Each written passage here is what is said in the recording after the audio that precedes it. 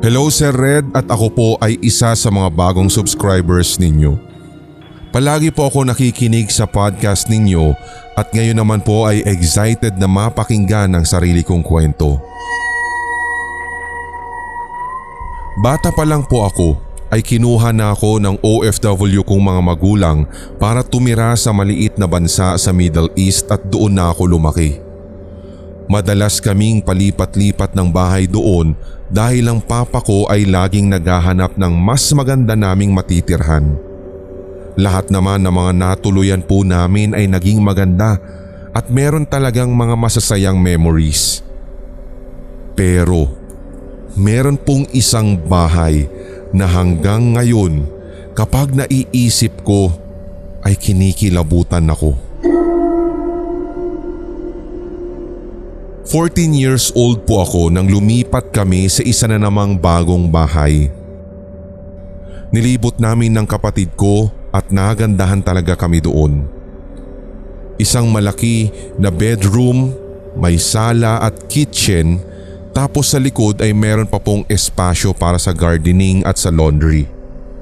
Kaso pagpasok namin sa CR, doon po ako nakaramdam na parang may mali. Lumipas na ang ilang linggo na ganoon pa rin ang nararamdaman ko. Tuwing ako ay papasok po sa naturang CR, parang may kakaiba talaga akong nararamdaman. Hindi po talaga ako yung tipo ng tao na matatakutin sa mga ganito. Well, in fact, nasanay talaga ako sa mga horror dahil ang mama ko ay mahilig manood noon ng mga pelikulang ganito ang tema, to the point na ginagawa nga niyang pampatulog sa sarili niya ito. At saka nung nasa edad ako na iyon, ang akala ko nasa Pilipinas lang o Amerika ang may mga multo. Wala po talaga kasi akong napapanood na mga Arabong multo, kaya para sa akin ay wala akong ibang rason para matakot. So nung naliligo na nga po ako sa naturang CR, hindi ko po talaga mapikit-pikit ang aking mga mata dahil feeling ko ay bigla pong may magpapakita. Kapag nagtutoothbrush naman ako o naghihilamos ng muka, dapat ay talagang maliwanag, naka-switch on ang ilaw at talagang bukas ng maluwag yung pinto. Pag gagamit ako ng toilet bowl, dapat daladala ko yung tablet ko na may pinapanood na naka-full volume. Pero ang pinakakinatatakutan ko talaga ay pag nagpapatay sindi na yung ilaw. Hindi ko po talaga alam Sir Red kung bakit, pero nang minsang mangyari sa akin ito, hindi ko po masindi-sindi or mas-switch on yung ilaw na nakaharap sa pinto. Kailangan ay tatalikod ako at tanging kamay ko na lamang ang ipapasok ko para kapain yung switch. Ganon din kapag lalabas na ako galing sa CR. Kailangan talaga yung buong katawan ko ay nakalabas na at saka kakapain ko na lamang ng aking kamay ang switch para i-switch off. Madalas kapag ginagawa ko ito, feeling ko ay may tumatakbo para hawakan yung kamay ko. Ilang buwan na ang lumipas at nasanay na rin ako sa CR namin na iyon. Pero ginagawa ko pa rin yung mga naging habits ko, lalo yung pag-switch on and off ng ilaw. Isang araw, niyaya ko ang isa kong kaibigan sa bahay para doon kami magbihis at may pupuntahan kasi kami after ng school. Nang makauwi na kami, pinakita ko sa kanya kung saan yung CR namin at dahil Muslim yung friend kong iyon, kailangan niya ng privacy. Habang nandoon daw siya, lagi niyang tinatawag yung pangalan ko.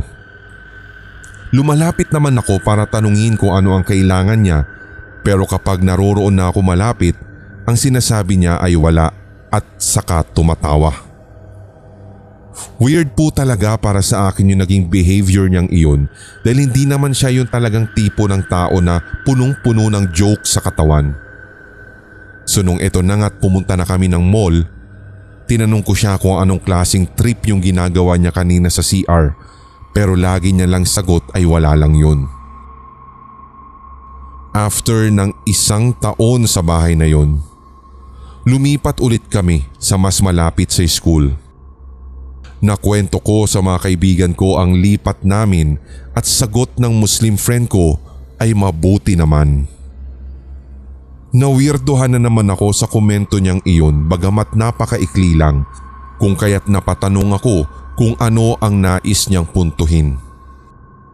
Pero ang tanong niya kung naaalala ko daw nung minsang bumisita siya sa dati naming tinitirhan.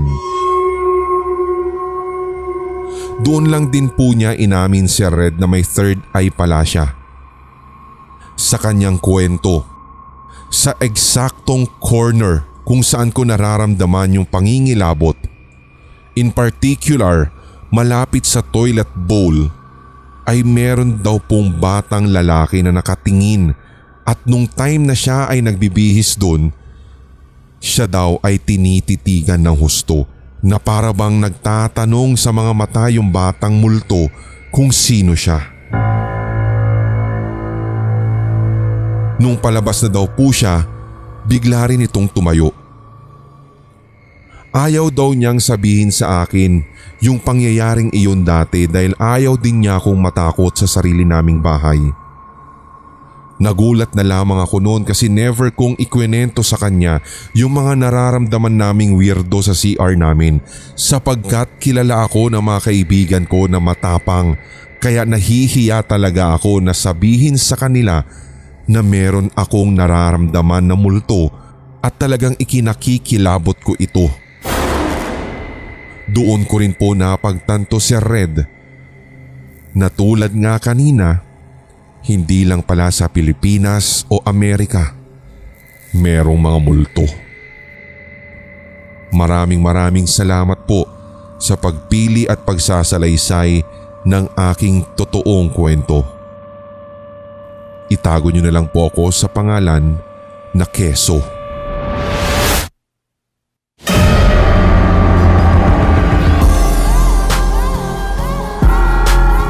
At inyong napakinggan ang tampok na one-shot Tagalog horror story. I-like, mag-comment at i-share ang episode na ito sa inyong social media, mga certified kasindak. Huwag pahuhuli sa mga bagong kwentong katatakutan dito sa ating channel, kaya pindutin na ang subscribe button at ang notification bell. Hanggang sa susunod na kwentuhan dito sa Sindak Short Stories.